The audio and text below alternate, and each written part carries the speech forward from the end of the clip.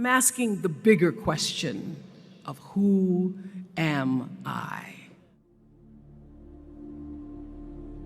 Who am I really? My answer is I am God's child. I am that which is born of all that is.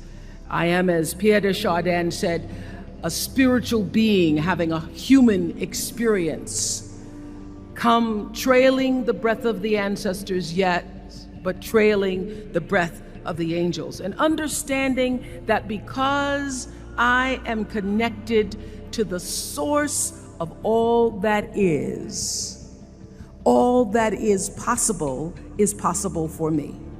And what do I want? I don't want to just be successful in the world. I don't want to just make a mark or have a legacy. The answer to that question for me is I want to fulfill the highest, truest expression of myself as a human being. I want to fulfill the promise that the Creator dreamed when He dreamed the cells that made up me. What do I want? You must have some kind of vision for your life. Even if you don't know the plan, you have to have a direction in which you choose to go. I never was the kind of woman who liked to get in a car and just go for a ride. You want to be in the driver's seat of your own life, because if you're not, life will drive you. Knowing who you really are in this space and time that we embody. That's number one.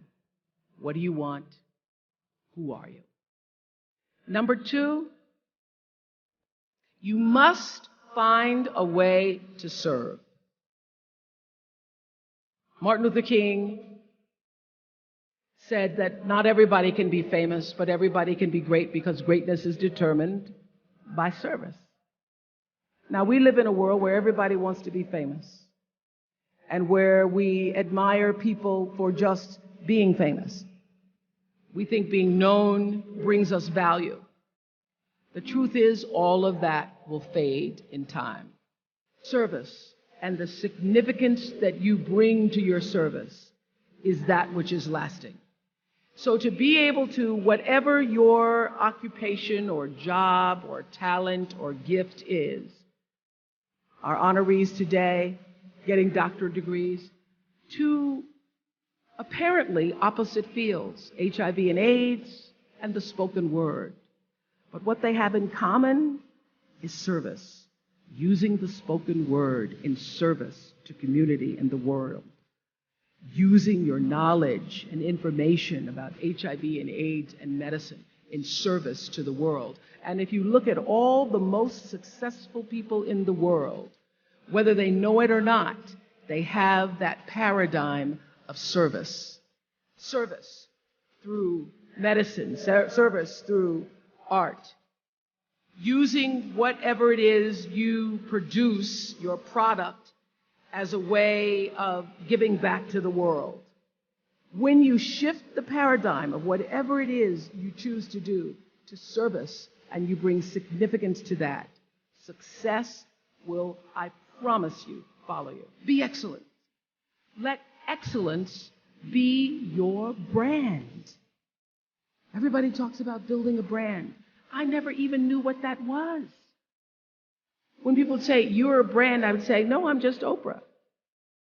What I recognize now is that my choice to, in every way, in every example, in every experience, to do the right thing and the excellent thing is what has created the brand.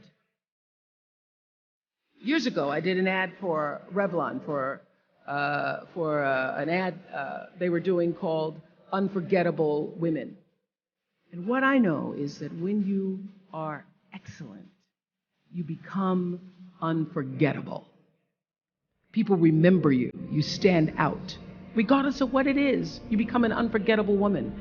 And that is what we all want. We want to be unforgettable and not forgettable. So doing the right thing, even when nobody knows you're doing the right thing, will always bring the right thing to you. I promise you that. Why? Because the third law of motion is always at work. For every action, there's an equal and opposite reaction. That is so true in all of our lives. Everything you even try to do to me, already done to you. So you don't have to worry about revenge or getting back at somebody, making sure they pay. You just have to do the right thing, and the right thing will follow you even when people don't support it. I remember many times on my show. There are many shows y'all never saw. And the reason you didn't see them is because I got the last vote.